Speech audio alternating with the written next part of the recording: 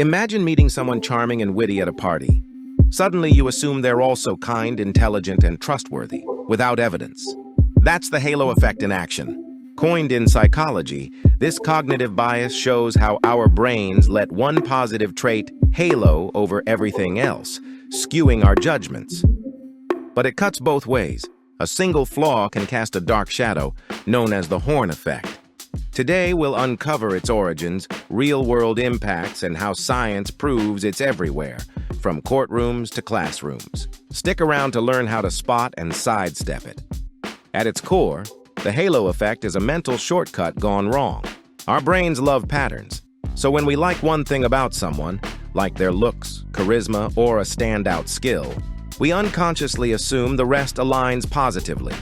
It's efficient but error-prone. Picture rating a job candidate. If they're polished in the interview, you might overlook resume gaps, convinced they're a star performer. Conversely, the horn effect amplifies negatives. A bad first impression taints everything. This bias isn't new. It's wired into how we process social cues. Psychologists link it to evolutionary instincts for quick ally detection, but in modern life, it leads to unfair decisions. Studies show it affects 70–80% of our interpersonal judgments, making self-awareness key. The halo effect got its name from Edward Thorndike's 1920 study on military ratings. Officers evaluated soldiers on traits like intelligence, leadership, and physique. Results? Ratings correlated wildly, 0.28 to 0.39 across unrelated traits. A strong body suggested strong character. One flaw dragged everything down. Thorndike called it a constant error, revealing how impressions bleed over. This foundational work sparked decades of research, proving the effect isn't random, it's systematic bias. Fast forward to the 1970s, Karen Dion, Ellen Bearscheid, and Elaine Walster's landmark, What is Beautiful is Good study tested 60 students rating photos of attractive, average, and unattractive people on 27 traits. Attractive folks scored higher on intelligence, kindness, and success, plus happier lives and better jobs. But here's the twist. They were seen as worse parents, showing halos aren't always pure gold. In courts, Michael Ephron's 1974 experiment found mock jurors gave lighter sentences to attractive defendants for the same crimes.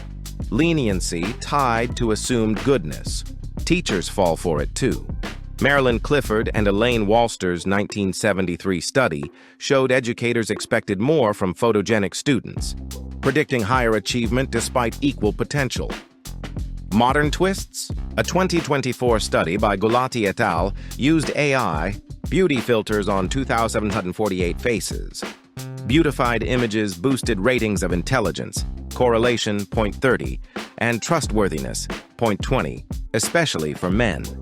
And cross-culturally, Catalina Batres and Victor Shiramizu's 2023 work confirmed the halo persists globally, with attractive people rated kinder and smarter across borders. From tipping servers $100 to $200 more yearly to biasing grades, the halo shapes outcomes unfairly.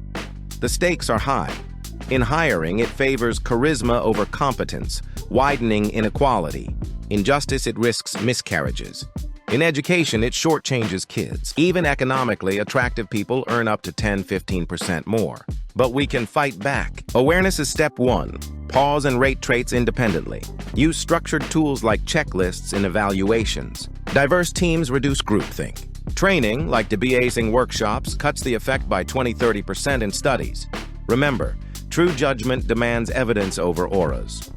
The halo effect reminds us, first impressions dazzle, but depth demands scrutiny. By questioning our glows and shadows, we make fairer calls. What's one bias you'll challenge today? Dive deeper with the studies below. Thanks for watching. Subscribe for more mind benders.